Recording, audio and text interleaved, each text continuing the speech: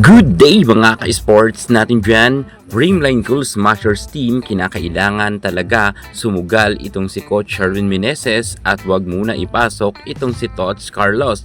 Meron naman silang Loreline Bernardo at narayan pa ang magaling na opposite hitter na si Michelle Gumabaw. Kung kinakailangan talaga na ang ibabad muna ay si Michelle, gawin niya ni Coach Sherwin Meneses kung gusto nilang manalo kontra sa Akari. Mabigat na kalaban ng Akari, lalo at malakas ang IB Laksina nila at mukha talagang nag-level up na rin ang galing ng Akari. At kitang-kita naman natin na tinatiklop nga nila ang Choco Mucho. Kung gusto makalusot ng Dreamline Cool Smashers sa Akari Chargers, si Michelle Gumabaw muna ang ibabad. Alamin nyo kung bakit si Michelle ang karapat dapat sa first 6. Pero bago ang lahat, subscribe ka muna, click ang ating notification bell para lagi kang updated sa lahat ng issue sa volleyball. Susunod na!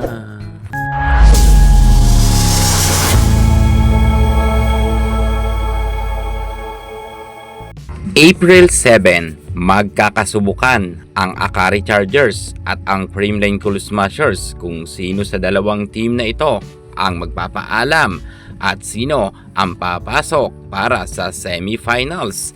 Yung mananalo dito ay sure na nasa Final 4 at yung matatalo, goodbye na talaga siya. Well, ang Dreamline Cool Smashers ay meron pag-asang manalo kung ikukumpara natin sa Akari Chargers. Pagbutihin lang ni Coach Sherwin Meneses kung sino talaga ang kanyang gagawin first 6 lineup. Marahil masasabi ko na mas deserve ni Michelle Gumabaw na ipasok muna pagdating sa first 6. Kitang-kita naman natin si Tots Carlos ay sobrang dami nga ang kanyang nakukumit na error. Ang kanyang mga services ay talagang sumasablay. Ang kanyang mga palo ay madalas nga ma-flop. Kung ikukumpara natin kay Michelle Gumabaw na kahit hindi masyado minababad pero nagkakaroon ng maraming puntos, si Tots Carlos ay babad na babad sa loob ng court pero sobrang konti lang ang kanyang naiaambag sa kanilang team.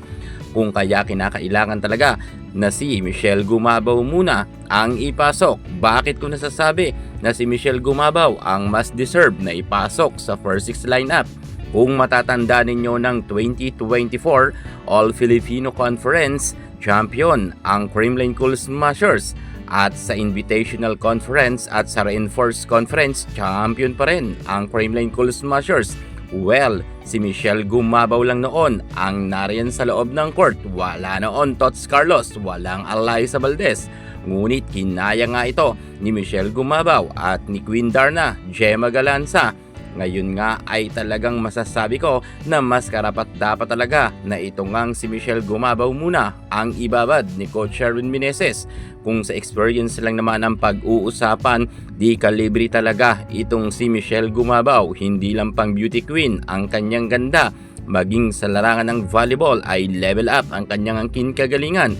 Simula nga nang nasa De La Salle siya hanggang nasa pro ay namamayagpag pa rin ang kanyang angkin kagalingan. Minsan nga nagtataka tayo bakit hindi masyado pinapasok si Michelle Gumabaw at ibinababad talaga si Tots Carlos kahit nga medyo inaalat na ito at sumasablay. Bagamat hindi naman natin ginajudge itong si Carlos dahil alam naman natin na magaling naman si Kaloy. Kaso nga sa sitwasyon niya sa kasalukuyan ay medyo mukhang hindi pa 100% na okay itong si Tots Carlos. Kaya sana wag muna siya masyado ibabad ni Coach Sherwin Meneses. Mas karapat dapat itong si Michelle Gumabaw. Kitang-kita naman natin na malakas ito makipagbrasuhan at kayang-kaya niya talaga pumalaw ng malakas at pumuntos ng double digits at matapang si Michelle Gumabaw at kita naman natin yan noong 2024 nagkaroon nga sila ng Grand Slam kahit wala nga itong si Tots Carlos at si Gia Maysing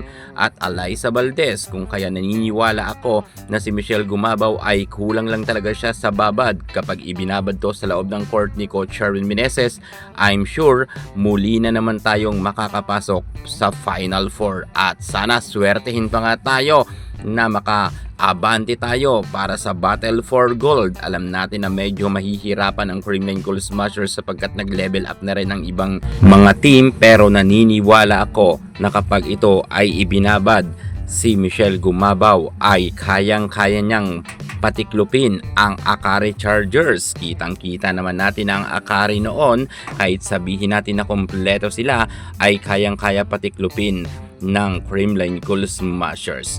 Kinakailangan lang talagang pagplanuhan ito at wag magpakakampante ang mga players ng CCS. Magdoble effort sila para nga to sa mga fans ng CCS, ilaban nila ito para muling magkaroon nga sila ng podium finish. Matatandaan kasi natin ng 2025 ay hindi maganda ang naging record ng Creamline Cool Smashers, kaya kinakailangan ngayong 2026 sa simula pa lang ng All Filipino Conference ay kinakailangan na makapasok na agad sila sa Final 4. Sa tingin ko, kayang-kaya to ng Creamline. Ibabad lang si Michelle. Thank you so much.